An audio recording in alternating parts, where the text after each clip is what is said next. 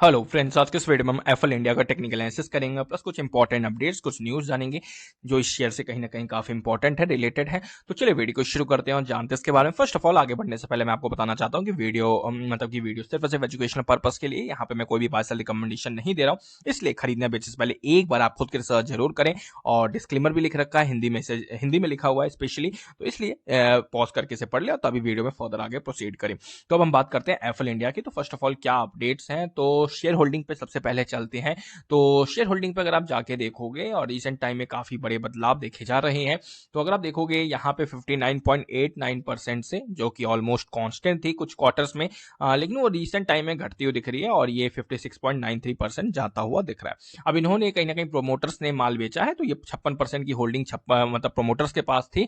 तो प्रोमोटर्स ने कहीं ना कहीं माल बेचा है, तो ये मतलब कि यहाँ पे अगर आप देखोगे 14 से 15% मतलब कि एफआईआईस की होल्डिंग यहाँ पे बढ़ती हुई दिख रही है काफी अच्छे तरीके से। तो ये चीज आप लोग जरूर ध्यान में रखें। तो जो भी माल प्रमोटर्स द्वारा बेचा गया, वो माल कहीं ना कहीं एफआईआईस ने खरीद लिया। ओके, फिर अगर आप जाके नीचे देखोगे, अगर हम म्यूचुअल फंड्स की बात करें, डीआईआईस लोग की, डोमेस्टिक इंस्टीट्यूशनल इन्वेस्टर्स की, तो उन्होंने भी अपनी होल्डिंग यहाँ पे रिसेंट क्वार्टर्स में बढ़ाई है।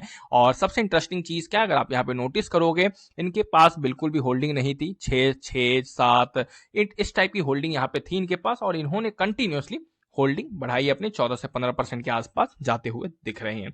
और ओवरऑल शॉर्ट टर्म की बात करें, 2-3 क्वार्टर्स में दोनों की होल्डिंग बढ़ती हुई दिख रही है, एफआईआईस एंड डीआईआईस। ठीक है, अब यहां पे अगर हम वहीं पब्लिक इन्वेस्टर्स की बात करें, रिटेल इन्वेस्टर्स की बात करें, तो उन्होंने अपनी होल्डिंग कंटिन्यूअसली घटाई है। ये चीज आप लोग जरूर ध्यान में रखें। एक बार अगर आप देखोगे, यहाँ पे पूरा इनवर्स रिलेशन चल रहा है, उल्टा रिलेशन चल रहा है, मतलब कि स्ट्रॉन्ग हैंड्स में। और यहाँ पे रिटेल इन्वेस्टर्स की बात करी जाए, पब्लिक की बात करी जाए, तो उन दोनों ने एफआईआईस एंड डीआईएस की होल्डिंग बढ़ती हुई दिख रही है। लेकिन पास्ट कुछ क्वार्टर्स में पब्लिक इन्वेस्टर से माल धीरे धीरे खींचा जा रहा है और होल्डिंग काफी डिक्रीज होती हुई दिख रही है, 13 से 14% पहुंचती हुई दिख रही है।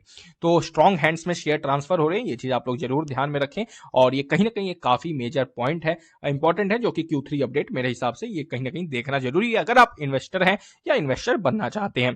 तो और बाकी चीजें डिस्कस करें, मेरे हिसाब से कोई ज्यादा बड़ी मतलब कि फंडामेंटल वाइज अगर आप देखोगे, कोई ज्यादा प्रॉब्लम नहीं दिखेगी आपको।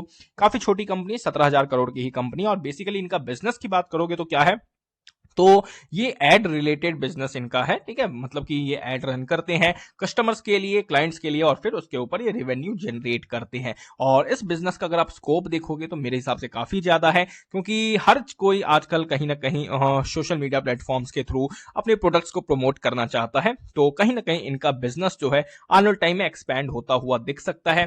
प्लस अगर आप लास्ट कुछ क्वार्टर्स की ही बात करोगे या 2020 से ही बात करोगे, सेल्स के नंबर 5 गुना होते हुए दिख रहे हैं। प्रॉफिट जो है, अगर आप नेट प्रॉफिट की बात करोगे, वो भी 4 से 5 गुना होता हुआ दिख रहा है। तो स्टॉक काफी अच्छा लग रहा है, काफी अट्रैक्टिव लग रहा है, और यहाँ पे स्टॉक को जरूर रडार पर रखें। प्लस सारी चीजें फंडामेंटल वाइज अच्छी हैं, और यहाँ पे एफआईआईस डीआईएस भी खरीद रहे हैं, तो काफी पॉजिटिव चीजें इस शेयर में अभी फिलहाल की डेट में दिख रही हैं। और एफएल इंडिया की बात करी जाए, अगर टेक्निकल लेवल्स की बात करी जाए, तो यहाँ पे अगर आप नोटिस करोगे, स्टॉक कई बार इस लेवल को, इस जो इसका लाइफ टाइम हाई था, उससे ये कहीं ना कहीं कई बार हिट किया है इसने, और बेचारा ब्रेक नहीं कर पाया। ये चीज आप लोग जरूर ध्यान में रखें। लेकिन कहीं ना कहीं जब भी कोई स्टॉक एक लेवल को 3 से 4 बार हिट कर देता है, तो वो रेजिस्टेंस लेवल जनरली ब्रेक हो, मतलब कि क्या बोलते हैं, कमजोर हो जाता है, वीक हो जाता है, और काफी ज्यादा हाई चांसेस होते हैं कि वो स्टॉक एक बार हो सकता है ब्रेक करता हुआ आप लोगों को दिखे। तो काफी चीजें फेवरेबल लग रही है, और अगर इसे गिरना होता मेरे हिसाब से तो अभी तक गिर जाता। और अगर आप रिसेंट टाइम एक चीज और नोटिस करोगे कि यहाँ पे जो भी स्टॉक्स गिरते हुए दिख रहे हैं, उनका जो मेजर प्रॉब्लम जो है, वो यही है कि उनके प्रॉफिट्स गिरते हुए दिखे, और तभी स्टॉक्स में काफी बड़ा क्रैक आता हुआ दिख रहा है, मतलब गिरावट होती हुई दिख रही है।